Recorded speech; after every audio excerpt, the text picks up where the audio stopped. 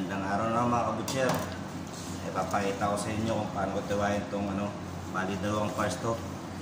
Ito yung boneless na outside.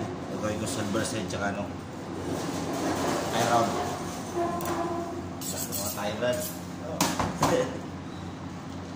Magandang kumpanya ito mga kabutcher. Silver pan grass feed yan mga kabutcher. Kaya panoorin nyo. Bali magiging dalawang parts ito mga kabutcher.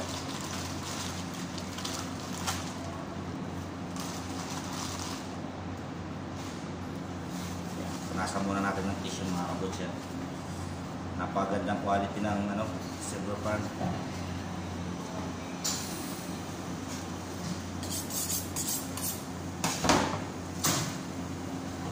Kung natatanggalin ko itong tie-round niya mga kabutcher.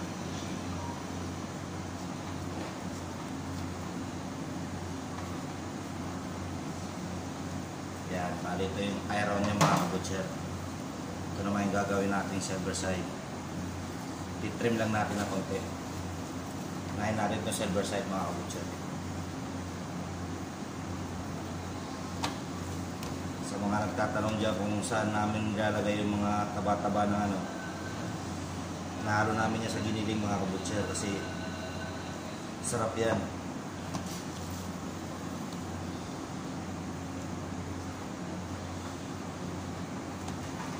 Bali ganun lang yan mga kabutcher. Try natin yung siya magano na tayo ng silver side. Isa. Kita nyo yan, ganyan na lang kami mag-slice ng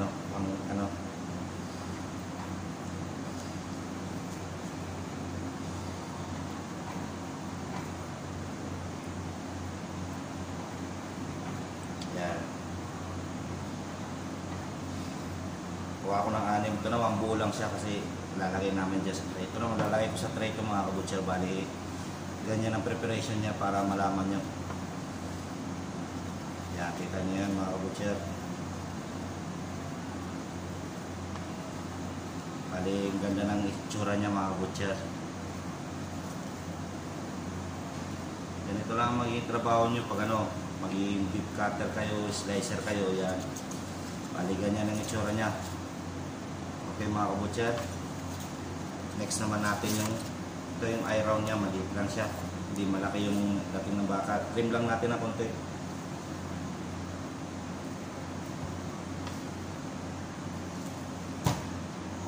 Ang galing taba.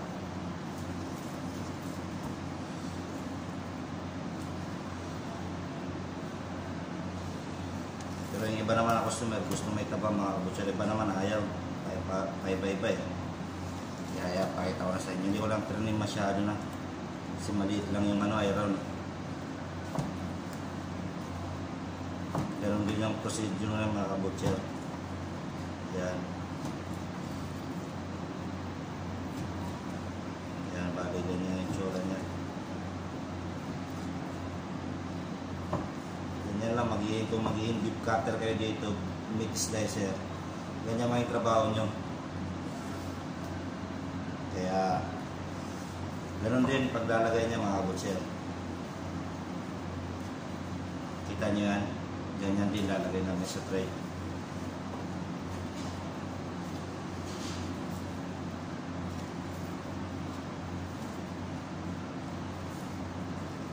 Kaya sa mga gusto maging butcher dyan, ganyan lang maging trabaho nyo dito. Kaya hanggang dito na tayo mga butcher. Yan. Okay, nakita nyo para mag-prepare dito. Hanggang dito na lang.